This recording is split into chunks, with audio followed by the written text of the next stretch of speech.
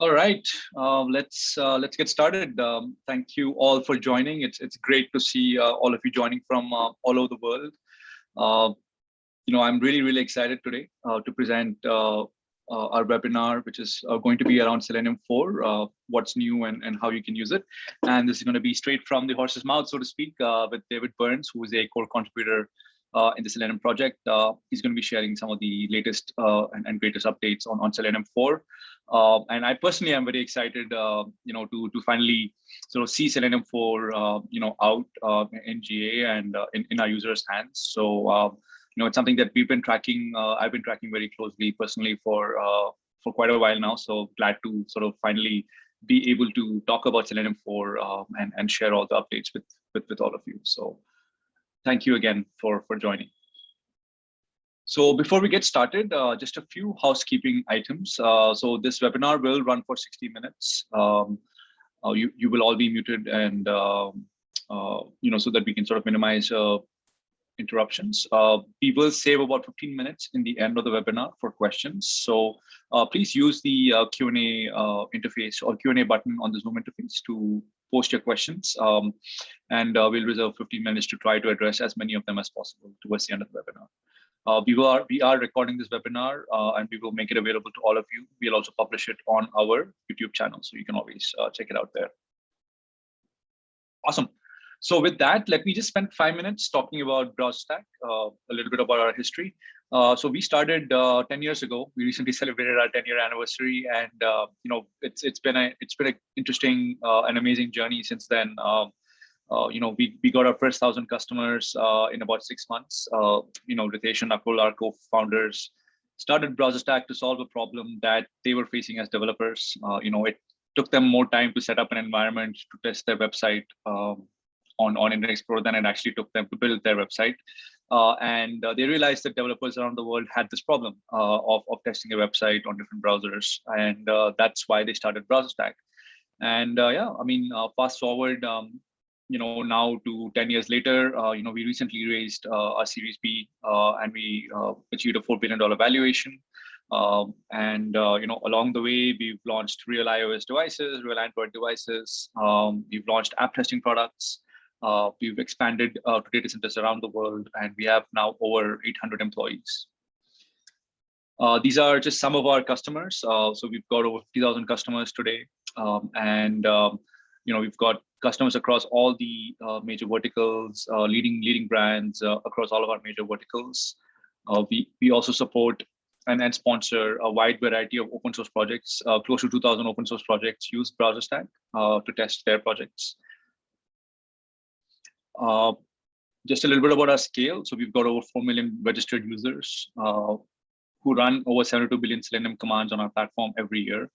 We've got customers in across 135 countries, and we've got 15 globally distributed data centers, so that you're always close to our testing platform, right? So your latency is always kept to a minimum, no matter where you're testing from. Some of the world's largest cloud providers rely on BrowserStack to test their platform. And let me talk a little bit about our products. So we've sort of grouped our products into 3 main categories. So we've got web testing, mobile application testing, and some of the free tools that we offer. On the web testing side, we have Live, which allows you to do interactive cross-browser testing on real browsers and real mobile devices. So you can actually load your website on a real iPhone, a real Samsung device, a real Google Pixel device, and all the different sort of browser and device combinations, device and OS combinations that we support, right? So we've got iPhones dating back to like the iPhone 7, and obviously different iOS versions, and the same for Android. On our next product on the web testing side is Automate. So with Automate, you can run your automated Selenium tests and JavaScript tests on our cloud, on our platform of 3,000 plus browsers and devices. So you can really run your Selenium tests at a massive amount, at a massive level of scale, run hundreds or thousands of parallels, and really, optimize your build times, and hit that goal of, running every build in 30 minutes or less. Our latest addition on the web testing side has been Percy. We acquired Percy about a year and a half ago, and Percy has been is focused on visual testing and review. So you can actually look at not just how your website is functioning, which you can do with Live and Automate across different browsers and devices, but with Percy, you can understand how your website looks and how it's being rendered on different browsers and different form factors, so that you can ensure that the look of your website, the way it is being rendered on the browser, is as close to the design as possible, as close to your benchmarks as possible. On the application testing side, we have AppLive and AppAutomate. So AppLive allows you to, again, do your interactive mobile app, test your mobile apps in an interactive way, again, on iOS and Android devices. Again, these are all real devices that we have. These are not emulators and simulators. You actually connect to real devices hosted in our data centers. With AppAutomate, you can run your automated mobile app tests. We include support for frameworks, such as Appium, XUI, Earl Grey, and Espresso. Lastly, we have a bunch of free tools which help you sort of understand how your website is being rendered. So you can take screenshots of your website to test sort of how your cross-browser compatibility, is on different sort of screen sizes. You can look at how your website is behaving in terms of responsive. Check your breakpoints in your CSS and make sure that all the different form factors are being rendered correctly on different responsive platforms. And lastly, we launched SpeedLab a year and a half, 2 years ago now, I think, which allows you to test the speed of your website across different browsers and devices, right? So a key part is, obviously you've got functionality with Live, Automate, AppLive, and AppAutomate. You've got the way your website looks, which is your visual testing and review with Percy. And SpeedLab allows you to actually see how your website performs. So you can understand how quickly your website is loading on different browsers and on different devices to understand if there are any specific bottlenecks that you're encountering on different browsers and devices. So with all of these products, we're actually providing a exclusive sort of BrowserStack pack, which allows you, which gives you 1 month of free access to all of our products. So the team will be sharing a link to a web page where you can go in and just sign up to get this pack for free. Again, no payment information is required. Just put in your email address, and you will get this pack that you can redeem and use all our products for a month for free. So please make sure that you do that. Fill out, visit that landing page and get that free access. Awesome. So let's move on. I'd now like to introduce David. David Burns is a core contributor to Selenium, chairperson for the W3C browser testing and tools working group, and he is also an editor of the W3C Webdriver specification. And he also is an engineering manager at BrowserStack and leads our open source team. He's also authored multiple books, and I'm really excited to introduce him to you today, so that he can talk about Selenium 4 and all the exciting things that come with Selenium 4. Over to you, David. Thank you very much for that, Praveen. Hello, everyone. I hope everyone's doing well. So if you just give me a moment while we kind of do the fun and games of switching shares. Oh no, not the leave button, the share button. Right. And this is where I hope this will work. Just double checking, is that still sharing the right screen? Yeah, David, I can see your slide. Yeah. Okay, brilliant. So hello everyone, so today I'm going to be talking about Selenium 4. It's been 2 weeks since we released it, and it's the largest release of Selenium in about 5 years, and so I'm really proud of kind of me, my team, and the other Selenium contributors who have worked tirelessly to get this out the door.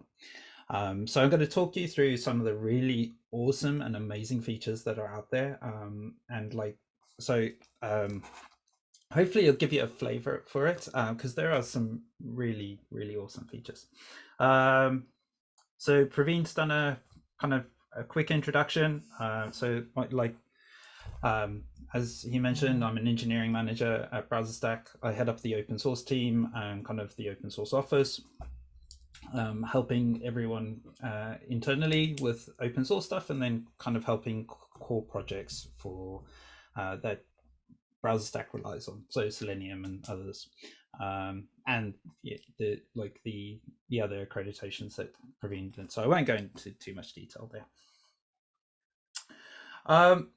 So this is kind of the agenda for today. I will kind of go through some of the code.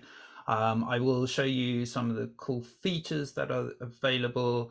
Some of it I'll talk on, like I might just talk about because like it's pretty obvious, but like but the main one that I would like to spend a good amount of time going through today are kind of the relative locators and the event-driven code, because those are the, like, for me, the two most exciting areas of Selenium 4. And then I will briefly touch on some of the amazing new features in Selenium Grid. And so hopefully by the end of this, you'll see some code and you'll feel just as excited about it as I am. So let's go. So Selenium 4 has been a massive change to Selenium in the client code and the Selenium code. I think kind of between Selenium 3 and Selenium 4, there were over 4,400 commits that kind of came together to make it. So it's not just like a small amount of work, and there's a lot of coordination goes. And so this is why I kind of put a city up here, because it's like some of it is you need to make sure that everything is working together in harmony. And so all of these changes have come together neatly into this. And as we've been going through it, a lot of the landscape of the automation world has changed. There are new tools on the market who are trying to focus on different ways of doing it. Selenium is the incumbent and has been doing things the way they are for, I don't know, well over a decade. I think kind of the Selenium project had its 15th birthday last year. And so we've learned a lot of the things along the way, and we try to, every time we do a release, make sure that we showcase the features that we've added and make sure that we don't introduce new foot guns for people. I think that's like one of the major things that I think a lot of people always worry about when it comes to automation, is that automation is hard. And so we've tried to simplify some of the features. Some of the features are just always going to be hard, and we'll kind of, but we're always, as a community, happy to help you figure those out. So I'm going to dive straight into one of the really cool features that really, really excite me. And so it's called relative locators.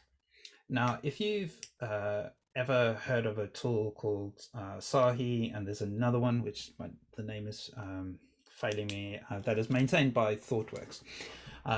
It has the ability to kind of help you find elements based on other elements. And so like Selenium for years has had like find elements from an element. So you find your first element and then you say, find me these other elements.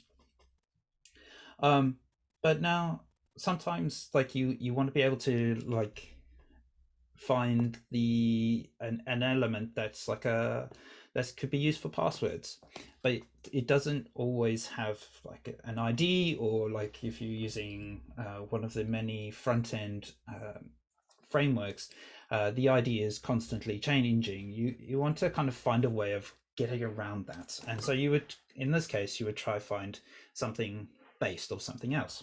So like here with the board, if I wanted to find anything starting at the center, so an open process, open like because it's open source, and you wanted to find anything that had open to the top right, you could tell Selenium that, you know, starting at this element, find me anything to the above and to the right that has open in it. And Selenium would then kind of go down, look through the DOM, and return a group of elements, trying its best to order it from like nearest from where you started to the furthest away. And you can kind of do different scenarios around that. So you could kind of go like, find me anything that has the word digital that is a X many pixels away from this, from your center one, or whatever. So you could always start wherever you want and just build on these, and it allows you to kind of just like grow your tests.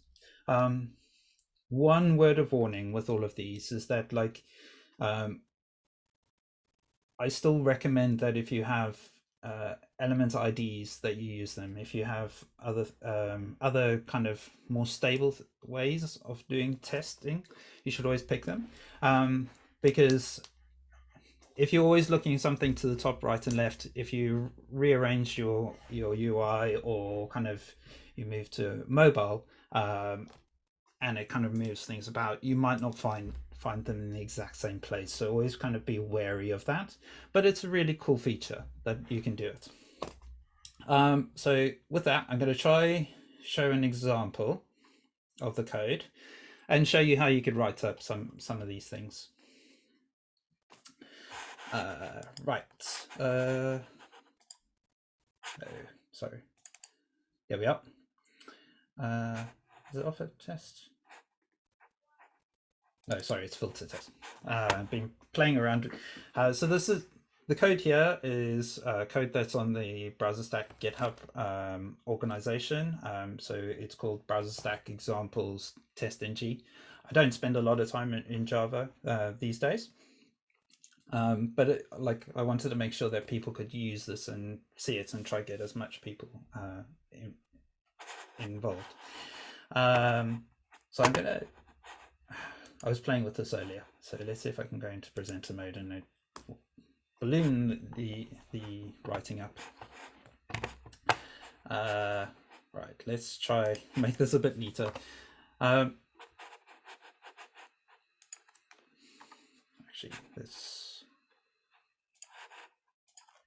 here we are. So in this case, because I've got a config that gives me whatever I want based on my config. I'll get my driver, I'll find elements, and now there's this new static method called with. And so you pass that in, and that's kind of your like starting point. And then from there you can, this is the type of thing that you're looking for. And you know that it's going to be to the right of like an element. And if I wanted, I could chain another method to this. So I could go above, below, near, and so on. And I can kind of build it out to kind of have really in depth if I wanted to, or I could just leave it at that. And this is where, and you can just kind of, let's just pop out of presenter mode. And from there I can run my tests. And so I'm going to just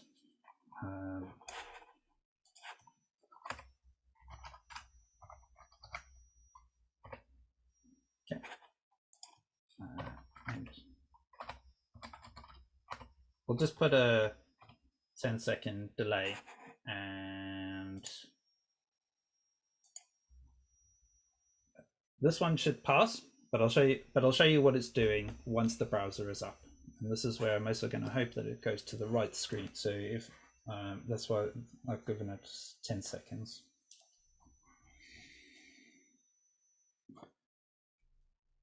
Okay, and so in this case, what I've picked is the add to cart button, and sorry, it disappeared, but I picked the add to cart button, and it's I tried to find anything with the word Apple as its value. and I moved on. And so you can, like I say, you can build out your test suites accordingly, but be wary that because you're now using relative things rather than being concrete or very explicit, you need to be aware that if your UI changes, you might need to update your tests. So we've done the demo.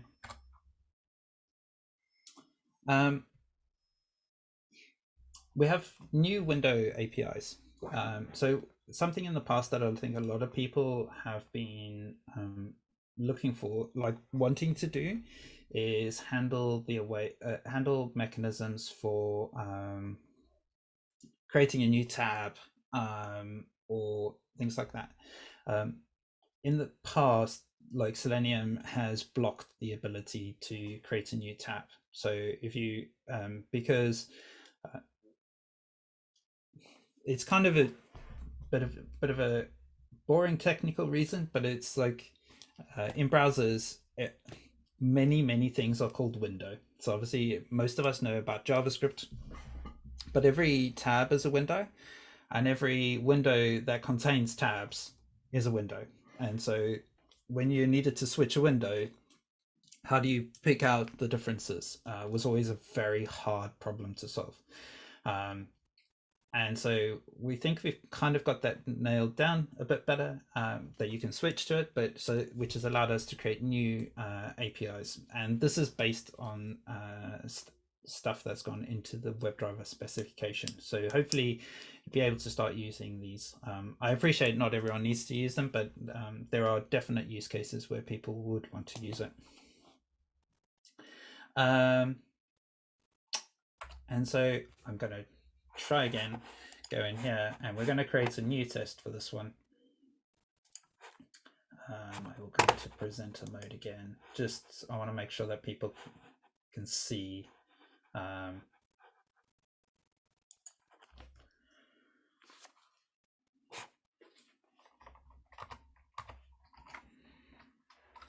And this is where kind of I need to make sure that I've done sufficient sacrifices to the demo gods.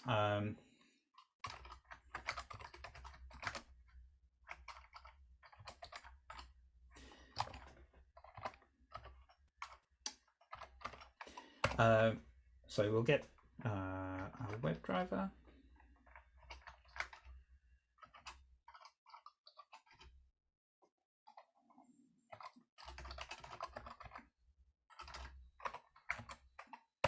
And then driver dot.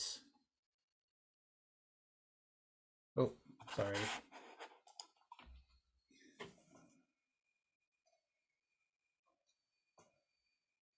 Oh, yeah.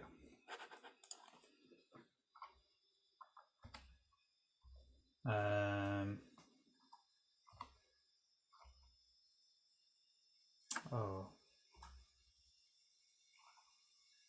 that's it. Sorry, switch to. And when you switch to something, you can create new windows, and you can kind of just go to it straight away, or you can just kind of be able to switch to a window that's already there. So the new window APIs just allow you to kind of do that, and instead of like having to execute JavaScript to go window.open to create a new window, this way you're definitely going to be able to get it straight away, which is a really cool feature. Still, where possible, I think kind of make sure that like when you go between the windows that you can handle these things a bit better.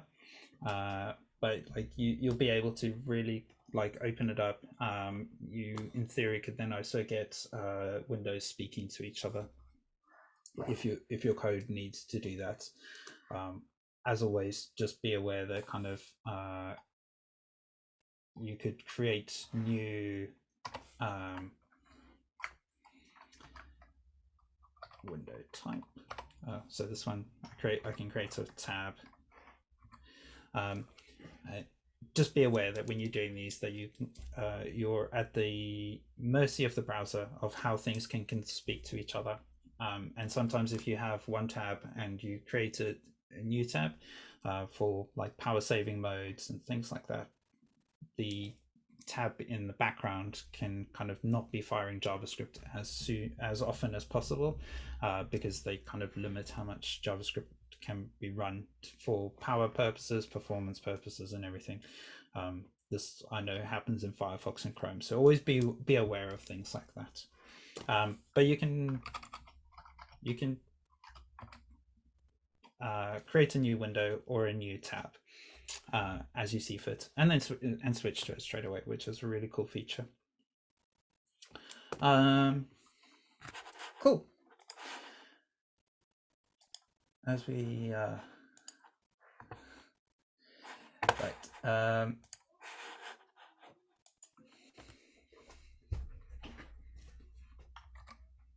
So we've gone through the demo. The next major feature I think that is important, and it's I think a lot of people use this type of thing, but not necessarily in testing, but in the way that they kind of speak, like they want to just do basic automation. And so sometimes people just want to be able to print out forms or things like that and create PDFs. And so there are brand new print page APIs. These APIs will return you like a base64 encoding of a PDF document that you can just decode, and you have a PDF that you can start using. Like I know this is like for boring reasons, like this is a really cool feature that financial services like, because they generate a lot of PDFs when they're doing things, but not necessarily just them. But like you'll be able to do it. It's also being heavily used by browser vendors nowadays, so they're kind of looking after these quite well to help make sure that layout testing is slightly better between different browsers, because if you print it, it's got to go through. It's always got to try and look fairly similar, and you've got to apply some rules, especially if it's going to PDF. So these are really cool features. I'm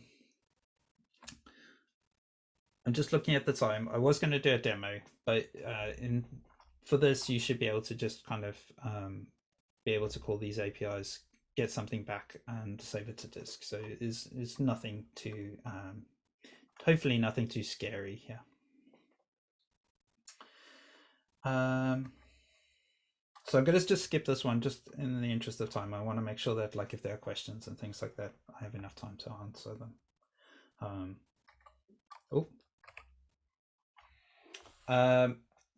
Great. So I think this is the area that I think kind of that is really exciting for me, is the ability to now have event-driven code. Historically, the way Selenium worked would be you would have to send a message to a server, so either your drivers, your Selenium server, which then speaks to the drivers, to then ask the browser, like, what state are you in? So, like, you know, is this element available to me? Is this element shown? Is this element clickable? And there have been times where it, like, you would do that, and it creates a lot of kind of flakiness, and a lot of it is also because, like, we're trying to shoehorn like an async API, async application, which is browsers. They're incredibly asynchronous, and something that helps testers think synchronously. Like, we all write our tests, like, you do this step, then you do this step, then you do this step, and it's like the two things don't always gel.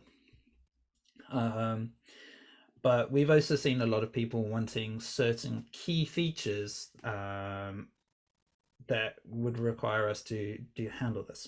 So the first one is shouldn't click, is basic authentication. People try access their test beds, and they'll be behind digest authentication, and then like go, oh, why is this not working? Why can't I get in? And browsers have made it incredibly harder nowadays, by preventing you from putting the username and password into the URL. They do it for security reasons, but like that's how people used to get around it. And so we'll have a look at something like that in a minute. The other one is DOM mutations. So you want to be able to know that like your like get notified when, say, an attribute changes from one value to another. The new event-driven DOM mutations code would allow you to do that. You can just set up your code as listener. It does some actions and then returns it. My favorite two, or my next three are my favorites, and I'll kind of spend some time looking through them and the code to hopefully give you an idea of how this works, and then I'll show you examples, and we'll go from there. So the next one is JavaScript errors. Like I think pretty much since Selenium started, I think a lot of people have wanted to know if there are any JavaScript errors on the page when they're running. Sorry. And this has been a little bit more difficult because like the premise behind Selenium was that we would emulate users as much as possible. And users would not necessarily see the errors unless the page stopped working, and then you would see those failures anyway. And a lot of the JavaScript errors are also not surfaced in a meaningful way that easily we could get to. And as time has marched on, these have become a little bit easier, and browser vendors are kind of sharing them out to help with like real user metrics and things like that. And so now Selenium, you can set these up in Selenium 4 and be able to get these errors and work with them, which is, I think, is a fantastic feature. The same with console logs. People want to know when like messages have been put in, or are there any messages, because sometimes like has a developer left any printf debugging, as I call it, like in their code. You obviously don't want that going into production. And so, now you could set up in your tests the ability to check for console log messages, unless, and if they're like just normal log messages, fail a test on that if you need to, or move on. And then finally, kind of the next major feature for me is network interception. So now you've set up you've got your browser, you've got your framework set up, but you want, like, sometimes you can't test the, say, negative parts. What happens if no data comes back, or corrupted data, or things like that? How do you handle that? And so now with network interception, you can do that. You can set that. You can send whatever messages back. If you want to redirect responses to something else, or if you want to just manipulate the HTTPs going back and forth, the network interception code is all being done. And all of this stuff is being worked on as part of the new WebDriver BiDi, we're calling it BiDi, it's for bidirectional specification that is being worked on by Google and Mozilla and Apple and Microsoft at the moment, so that like you get the same usual Selenium goodness of being able to work cross-browser and cross-platform. So there's been a lot of talking, and I'm going to go from there into some demos, and then we can, like, I'll show you some of the code.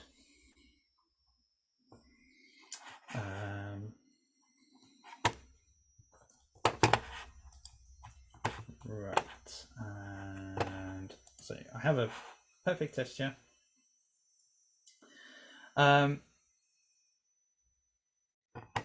So here is how one would load up some, like if you wanted to get your console logs. I'm going to go, I've got three really good demo, like three example bits of code.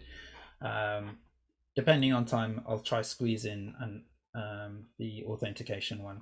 That one shouldn't be too difficult, but if not, the code will be available after the talk at some point, so that you can have a look at what I've been doing and be able to use it straight away. Great. So here, as I mentioned earlier, I've got the get driver code, which is just how we've set up the config to find me a driver, and I can change what I need depending on certain variables that we pass in. So in this case, I'm just going to comment this out, and I'll come back to it in a minute. These two lines, and we will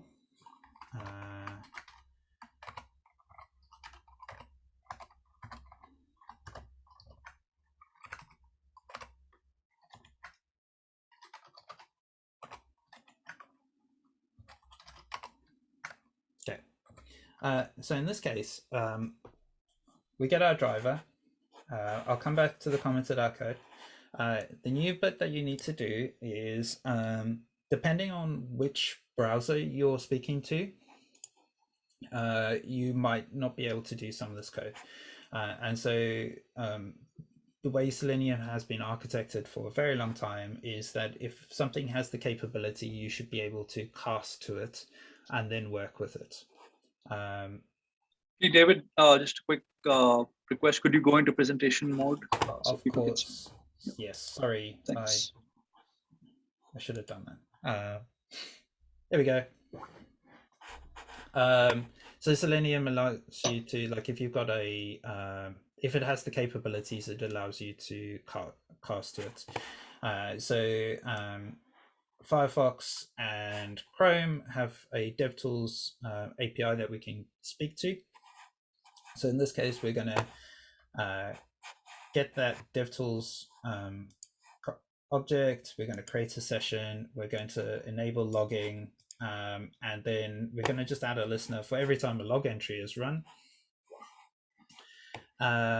And then we'll just visit a website. So you got to do kind of a bit of setup, and then you go do all the things that you want. And then at the end, you can kind of see what's happening. So in this case, like for every log entry, if I wanted, I could just put a, like, you know, if there's supposed to be none, I could just assert that the minute it finds one, it fails the test. So in this case, I'm just going to get it to print out. So I'm just going to pop out, because when I tried demoing this with my colleagues earlier in presenter mode, it went horribly wrong and put the browser on a different screen. So I just want to do this. So what we're going to get is going to print out two lines. Oh, sorry.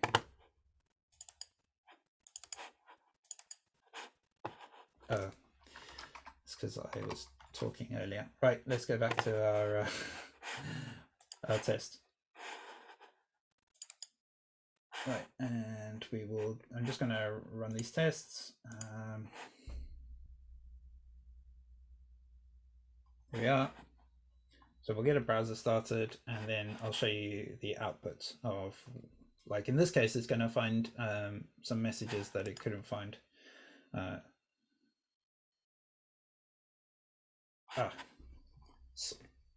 So fast, but here we are. So these, let's see if they'll come up in presenter mode.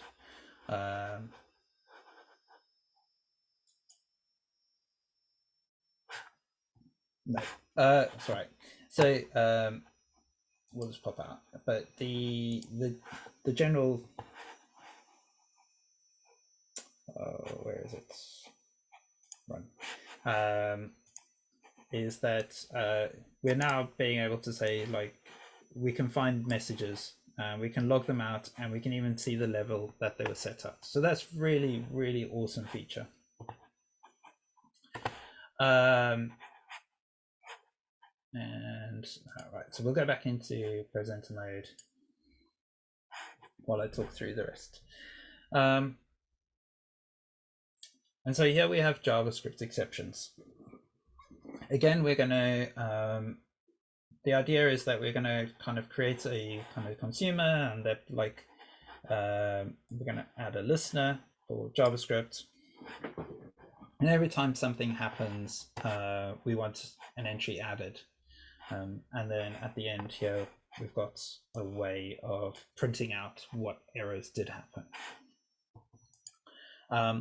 And because I wanted my demo to be kind of explicit that, like, we're definitely gonna get one and no one's gonna change it, is that in this case, whenever we click add to cart, we're gonna throw some JavaScript, and you should be able to get those messages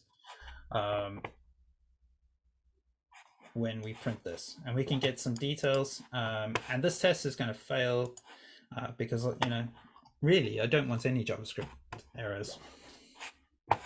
So,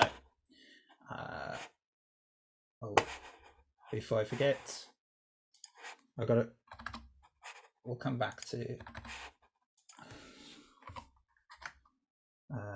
DevTools equals.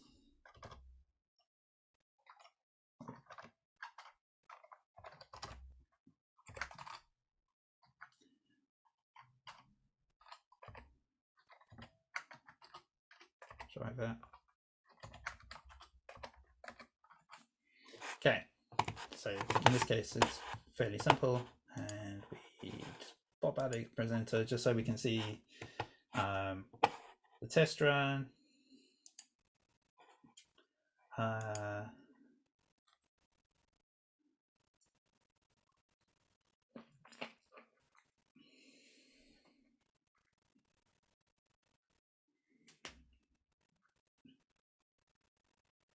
So in this case, try to click something.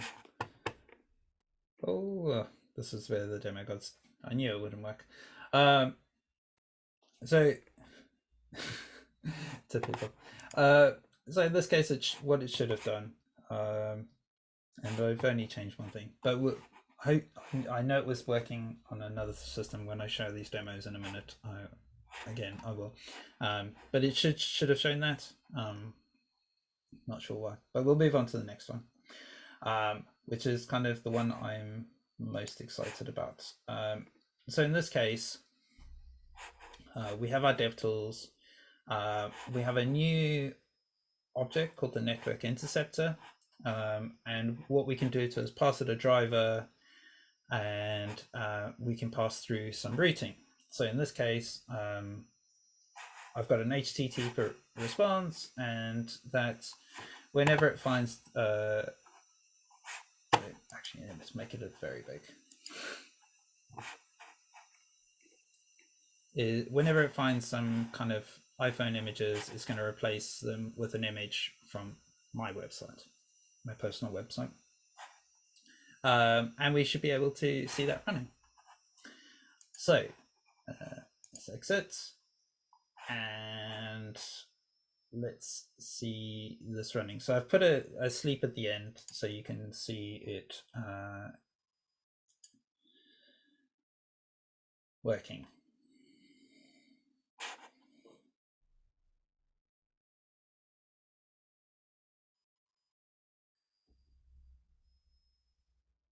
And so in this case, you know, it just, I've replaced the iPhones with a picture of me. I could have done it with cats, or I could have done it with cheese. But in this case, like, you now have the ability to kind of change anything you want in the test, and how it's routed. You could even change that, like, instead of, in this case where I've just, you know, temporarily moved the images to mine, you could put anything you want in there, and you could do it for any routing. And so you can kind of, if they're posts, whatever, you have the ability to kind of manipulate these things really easily. One of so the next thing I'm going to do, because I've hidden some code, and I want to just I want to remove that. Is that you can use these with, like, I've been going directly to Selenium server, and you don't need to do that. You can, not Selenium server, to Chrome driver. You can go straight to Selenium server, and it will handle the same features with you. Sorry, I'm just and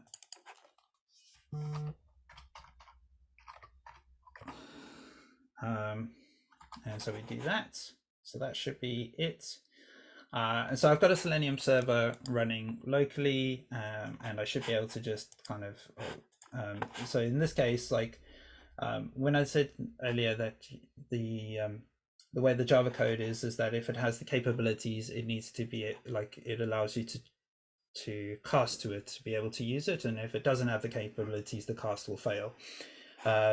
The augmenter is some code in the Java bindings that allow you to kind of make sure that the kind of interfaces are added to the relevant remote WebDriver, and then you can just do it. So kind of in this case, we're just augmenting it, and we can do it. And so in this case, this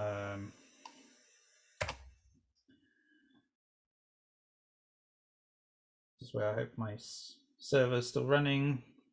We should hopefully just see the browser start.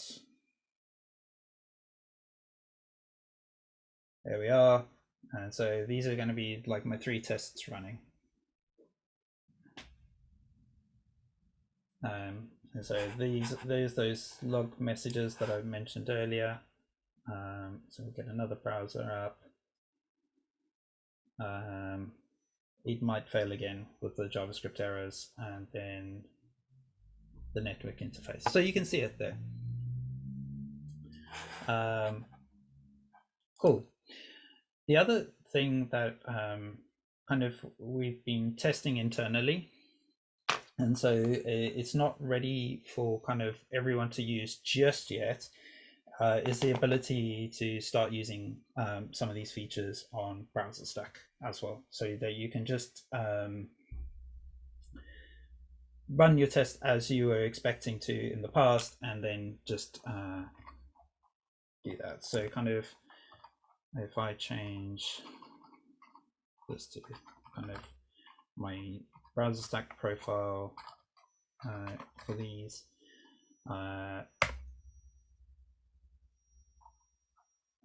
and so I'll those are running. I'm just going to go to here.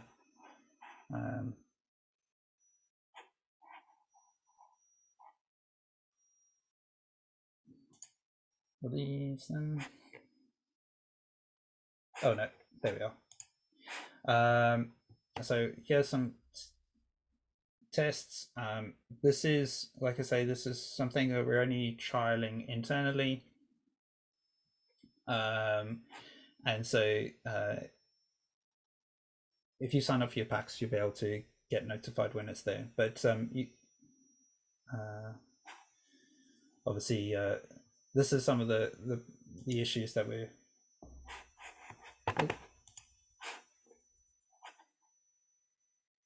So that's running. And then at the end, it should hopefully just mark them up as what's passed, what has failed.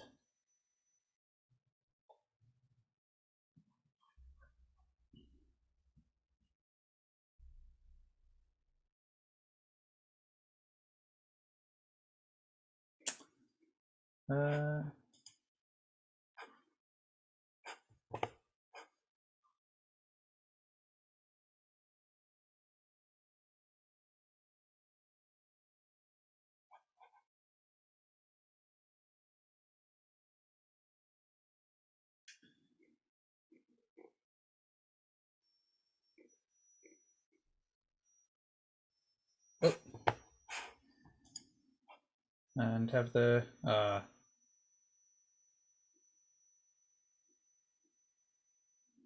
well, demo cards have seemed to have failed me on this one.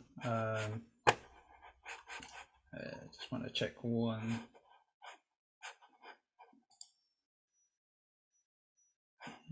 Okay. Anyway, so we're kind of testing it. This is one of the reasons why we're testing it, is that like we're finding a few kind of instabilities, but it's getting there, and we're kind of hopefully in the next couple of weeks we'll be able to showcase this a bit better. And then finally, the last thing I wanted to bring up was kind of, and this is related to what I've just shown you, is that like the whole Selenium grid has been re-architected for the future. We have rebuilt some of the way that the nodes speak to the hub, so that it's more event-based, using kind of event buses and things like that. We've improved large amounts of the observability built into it. So kind of if you've been using Jaeger and things like that, the observability is built into Selenium Server now, and you can just tell Selenium Server to point to your Jaeger infrastructure, and you can hook up your tests and your servers and be able to see kind of where things are going. And there's improved like Docker and Kubernetes support, so that you can kind of scale out to what you need to. Obviously, building all of that to get it to scale and be stable is a lot of work, but you now have the ability to kind of have a go at that, and there's some really cool features around that.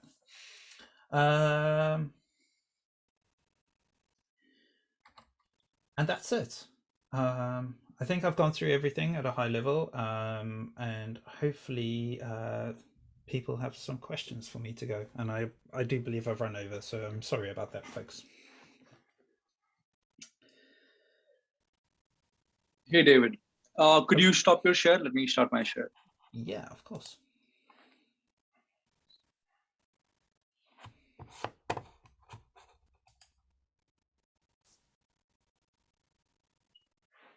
Awesome. Thanks, David. I think it's been exciting to watch the team work on Selenium 4, and really great to see it launch and all the cool features. I think network interception was pretty cool. Relative locators makes identifying elements so much more easier.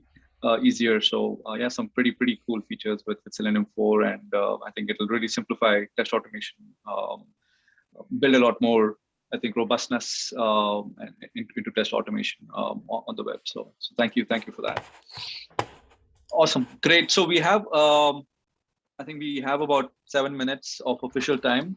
What we can do is we'll extend this webinar by about 5-10 minutes, since we have a lot of questions. I think 80 plus questions. So we're obviously not going to be able to answer them all. But what we will try and do is, we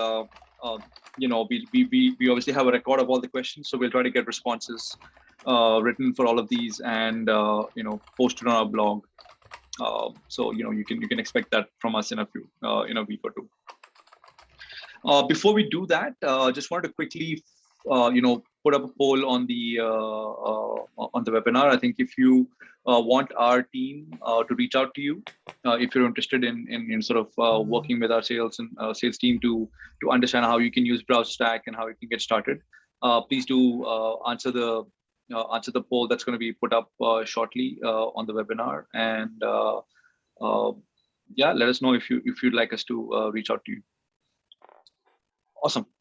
So while that's happening, let me start with some of the questions, David. Okay.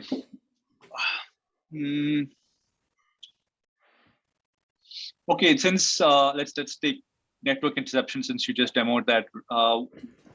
What are the use cases for something like network interception? How can users use it, and in what kind of scenarios?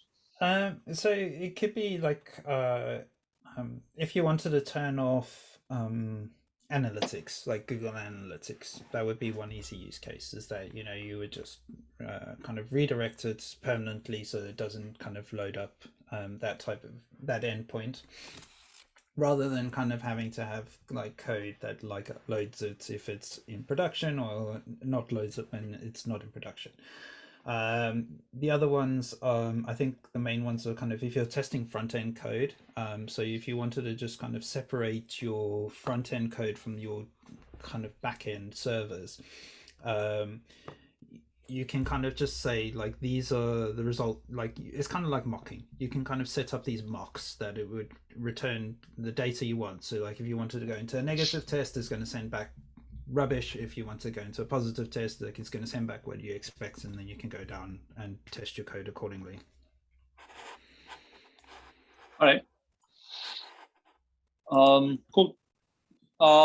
What are the changes in the actions class? Any specific changes you want to call out?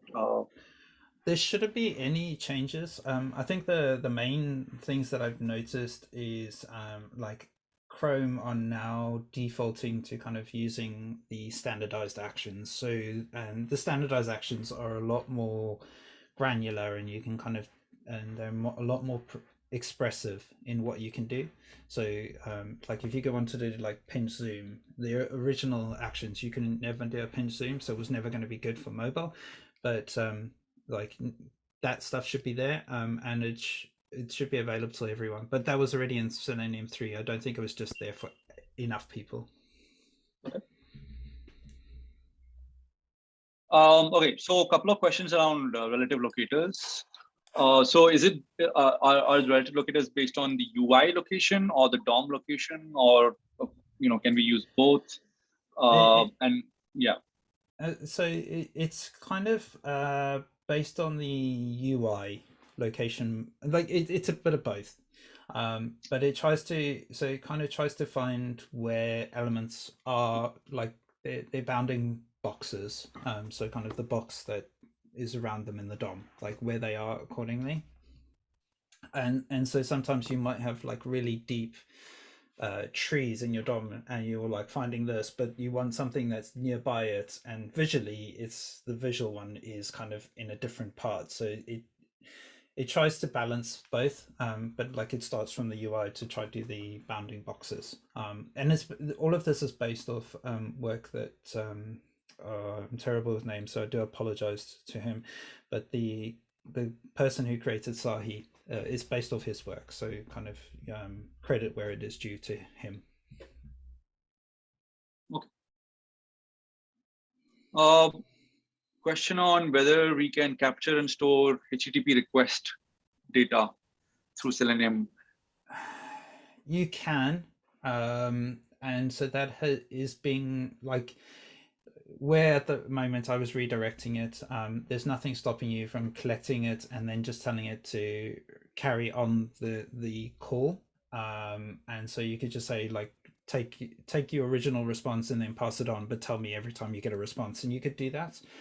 I would avoid doing that and rather go for like a proxy that can return hard data, so the HTTP archive format, because kind of every time you have to tell Selenium to do that, it's going to slow down your tests, and it become and like so you've got to balance speed versus kind of what data you want to collect. So proxies are always going to be slightly better at that because they can kind of put it into memory in different ways.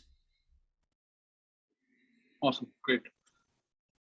Okay, I think in your one of your demos, you were showing like Chrome driver, .get dev tools. I think an alternative was another way to do that would be like using Augmenter. Yeah. Yeah, could you maybe talk about like when would you only use Augmenter, the Augmenter function? Yeah. So sorry for not kind of spelling that out a lot clearer. So you would only ever use the augmenter when you're speaking to a Selenium server, so like a Selenium jar or kind of a cloud provider like BrowserStack. In that case, when it comes back, you would do it. When you're speaking directly to like Chrome driver or Gecko driver or Safari driver or Edge driver, you don't need to do that, because kind of we get slightly more concrete information where like the remote driver is this kind of fairly nebulous object that kind of represents a driver, but the real details inside, and the augmenter just kind of helps make it a bit more concrete. Got it. Okay. I think there were a few questions around compatibility. So one is around the Selenium 4 sort of compatibility, the client-side API versus the grid, right? What version of the grid versus the version of the Selenium API that I'm using on the client side.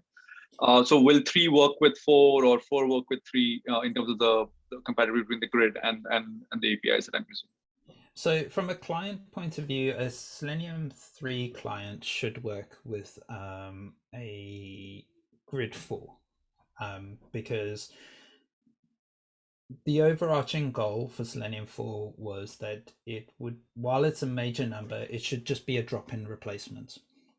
So it should just work. When it comes to things like grid, you're not able to mix and match grid. So you couldn't have a Selenium 3 grid node trying to speak to Selenium 4 hub or vice versa. You would have to upgrade your whole grid infrastructure in one go. And then if you got Selenium 4, unless you're like if you're using like the previous APIs, speaking to Selenium 3 should be fine. But if you suddenly get weird like unknown command messages, it's probably at that point you might need to upgrade your servers to match your client code. Got it. Okay. Folks, just one more poll we're popping up, which is just feedback, I think, from you on what kind of topics you'd like to hear about in future webinars and sessions. So the team will be floating another poll. So just take a minute to tell us what you'd like to hear about in future topics, future webinars. Thank you. All right, let's move on to the next question. Okay, the question is it possible to define a binding in quotes via the event-driven API and then react to the binding events, i.e. define callbacks from the JS space into our test? I don't really understand that question. So okay. like, could could I have callback, set up event handlers in JavaScript and then get Selenium to listen to those? Is that? I think that's what they're asking. Yeah, I think that's what they're asking. Yeah. Not with the current APIs, but if like it's not available in the current APIs, but there's nothing stopping us from doing it. A lot of the APIs we've tried to focus on doing what we thought most people wanted, but feel free to raise a feature request on the Selenium GitHub repository, and we'll hopefully talk it through with you and see what we can do and what is feasible and what is best for some of these things, because at the moment we're using the Chrome debug protocol, which is incredibly unstable as an API. And so we need to balance like instability of that and what people need. So, but we're always willing to talk to the community and see what they really need. Got it. Okay. Going back to your network interception demo, is it possible to add something into the request header or body while intercepting the network call? Yeah. So you can, so in my example, I just kind of changed the header. I set the status and I changed the header. But you could change everything. And you in theory, in some cases, you can even intercept it on its way to the server. I think I think the .NET bindings have a kind of a very beta API on this. I might be misremembering, but you can intercept calls going to the server even and manipulate it to kind of test your server slightly in those scenarios. And so, yes, you create the HTTP response you want and then tell Selenium to use it and it will use it. So in this case, like I say, I created a 302 and I told it its location in a header and it worked. Got it. Okay. Quite a few questions around weights, implicit and explicit weights. I think just confirmation, are those being deprecated in Selenium 4? What No. is the workaround if so? And what about fluent weights? There have been no changes to weights whatsoever in Selenium 4. So what you were using before is still there, and the recommended advice is don't mix and match, which has always been the recommended advice. Like, you know, don't mix your implicit and your explicit, but they're all should be there for you to use.